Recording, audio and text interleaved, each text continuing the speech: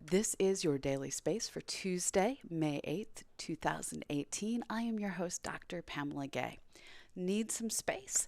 The Daily Space is a new weekday show that is being broadcast to give you a quick run through of everything that's new in astronomy and space science. Join us every Monday through Friday at 6 p.m. London, 1 p.m. Boston, and 10 a.m. Vancouver, right here on twitch.tv/CosmoQuestX. Now, I really appreciate all of you who are following, who are supporting our show. This is how this gets made. If you like what you see, give us a follow. It's free. If you want to sustain our efforts, give us a subscription. So now on to today's top story. As any of you who are out there following along in the social medias know, or who have been listening to NPR, our little planet Pluto is back in the news. Now, some of you may remember that back in 2006, the International Astronomical Union voted to put in a new set of rules describing what it means to be a planet. It wasn't that they voted out Pluto, it was that they created, let's call it a policy, describing what exactly it means to be a planet. According to their definition, a planet had to, one, be round. And it's made round through gravity. It isn't that some alien came along and patted an asteroid into being a perfectly round little thing. It's held together with gravity in this spherical form. So Pluto's got that going for it, but so do at least one of the other former planets. Now, in addition to being round, our little world also has to be orbiting a star. Pluto also has this, but this makes sure that little worlds like Titan, which have a fairly big mass and a very massive atmosphere, because they're orbiting planets and not the sun, do not count as planets, but rather remain moons. Now, in addition to being round and having to orbit the sun, our third part of the definition, is where Pluto got itself in trouble. According to the International Astronomical Union's policy, a planet must be the dominant gravitational mass in its particular orbit. This means that Pluto, which is part of the Kuiper Belt, a large body of ice and stuff that, well, some people want to call planets in the outer solar system, are not planets. Now, Pluto is not the first world to lose its planetary status. We had, back during the 1800s, the largest of the asteroid series was the first of the asteroids to be discovered. And with its discovery, for a temporary period, it got to be a planet. But as more and more worlds in the asteroid belt were discovered, it was realized this is a belt of material and not, well, a bunch of planets. So Ceres was demoted, and then we had a repeat of history. Pluto, too, was demoted. Now, the thing is, there are many people out there who would love to see Pluto made back into a planet.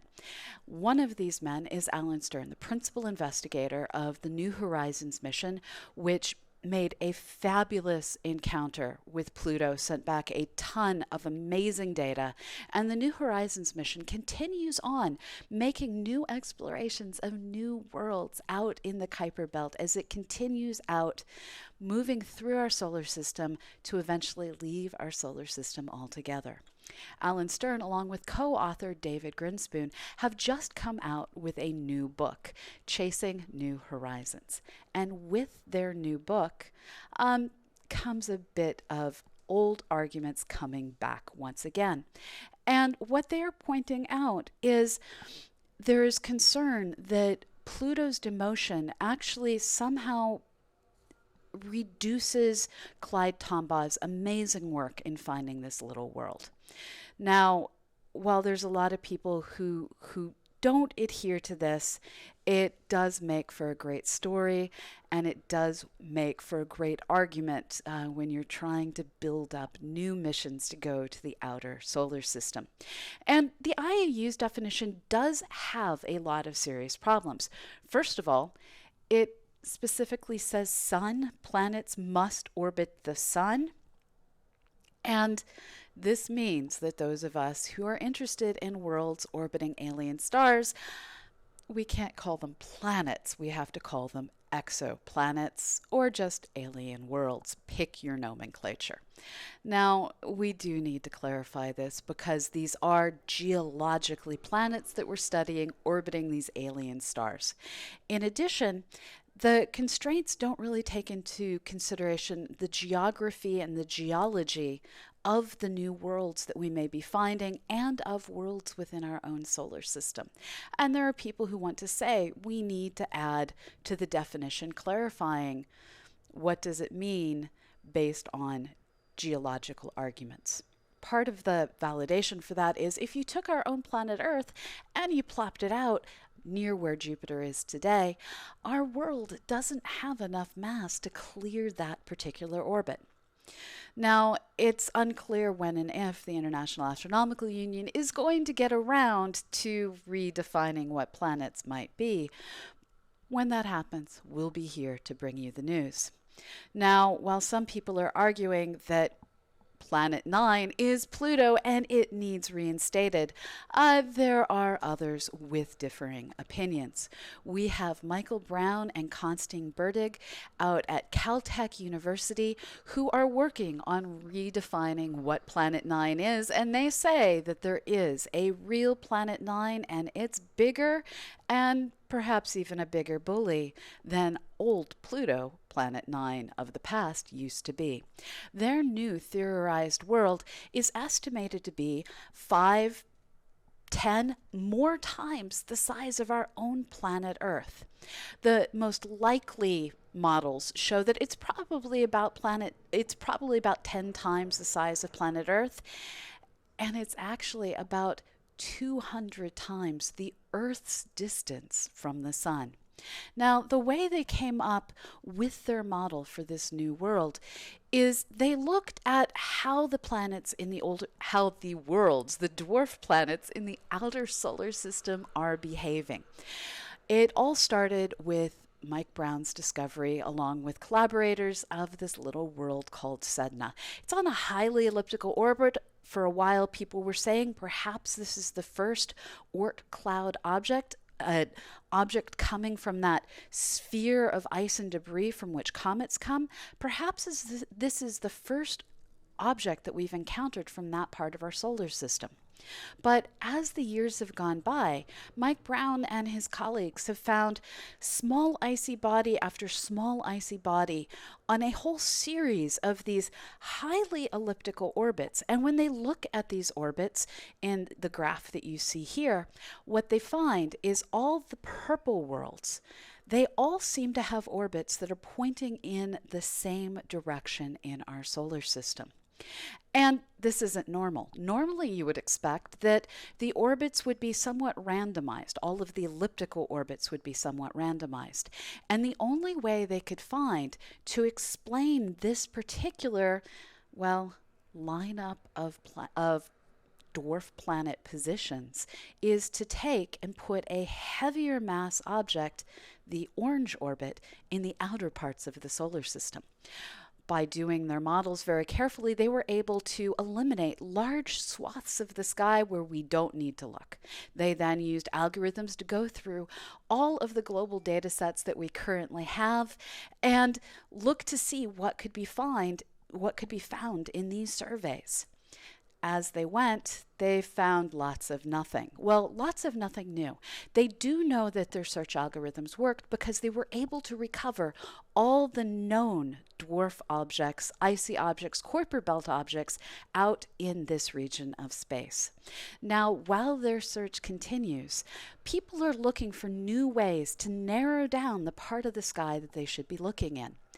And one of the most intriguing ways that I think people have found to start looking for this is there is a group of scientists who are looking to tapestries. Now, this may not seem like the most straightforward way to look for planets, but in a truly unique collaboration out at Queen's University in Belfast, Northern Ireland, we have a team of an astronomer and and a humanities professor working together, going through old medieval and Asian tapestries, paintings, and other forms of artwork. And they're looking at the date the artwork was made and the dates during which comets were observed. It's felt that by comparing when were the comets actually observed with the models that say when they would have been observed if there was a planet 9, a 9 that isn't Pluto but is rather this much larger world. If that world was there, when would the comets be seen? If it wasn't, when would they be seen? And by combining all of this, not entirely precise as we'd like data, but data nonetheless, hopefully we can start to narrow down our search for this new large world out in the outskirts of our solar system. Now, not all news today is related to our own solar system. As always, the rest of our galaxy has other planets to bring us, and sometimes those planets come from where we least expect. It turns out that this little world, surrounded by a circle, was discovered quite accidentally by a group of scientists out at Leiden University.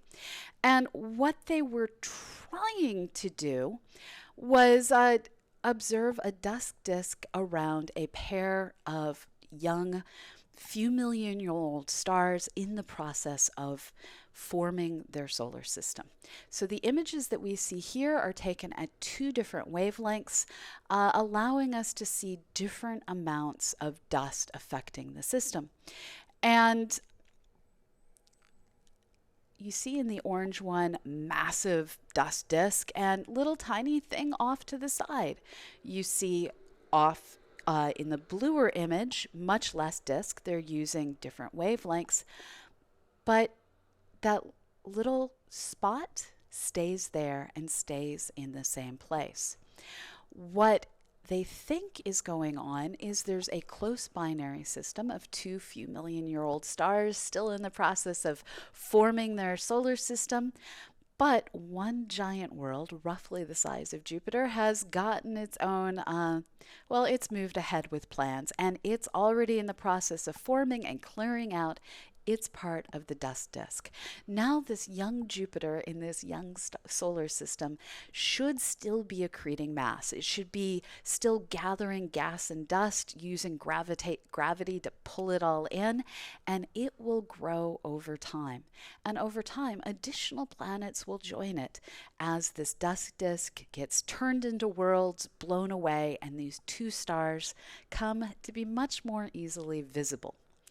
Now, yeah, right now this does indeed look like a big dust pile, but it's a big dust pile that gave us one of our first opportunities to see a planet out in the free and clear without having to look at it illuminated or blocking the light from its background star. No spectrograms or planetary transit instruments required for this planetary discovery. Again, this was a complete accident, and I think all scientists would be more than willing to make this kind of an accident. Now, today was kind of a slow news day, so I have nothing more to bring you on this day, but I promise you there will be new discoveries made and new things to announce tomorrow. So come back later, come back this time, this channel, and get more of your daily space. I will see you all later, and now, for anyone who wants to stick around, I will take your questions. Thank you. And I'm going to switch views and pull up my chat. Thank you so much for all of you who followed during the last hour, or actually during the last 18 minutes. That felt really good. Remember, follows are free. And if you want to sustain what you see, subscriptions are always appreciated.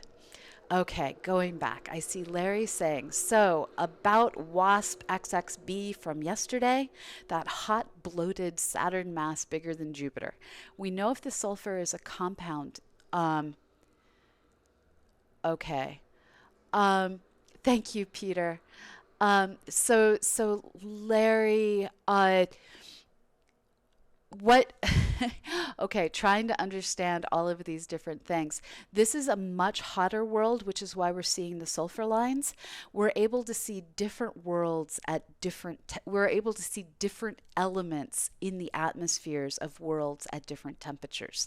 So I can't eliminate the existence of ammonia, although I'm pretty sure that ammonia and methane break down at these temperatures. I'd have to look that up. Remember, this is a world that was 1200 degrees Kelvin.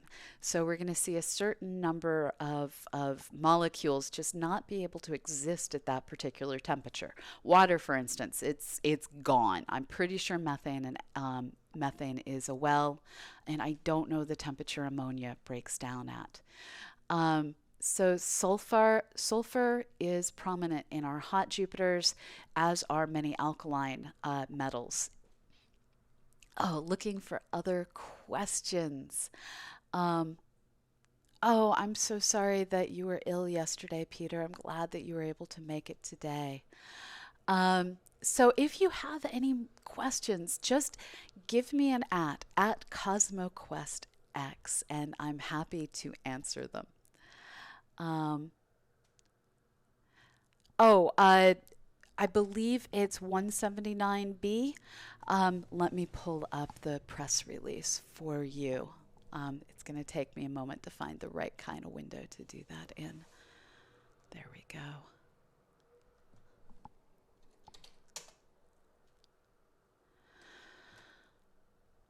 So this was a discovery. Sorry, I lied about the license plate. It's WASP 97B. So this was work that was done at the University of Exeter.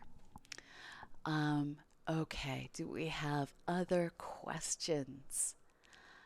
Um, oh, I'm sorry that you're still ill, Peter. Please do get better quickly.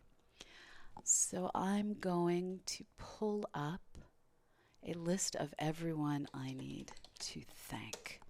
So I'm currently coming to you from our Astronomical Society with the Pacific offices here in Southern Illinois. There's a bit more street traffic here, so I'm using a different microphone in hopes that I can eliminate that noise.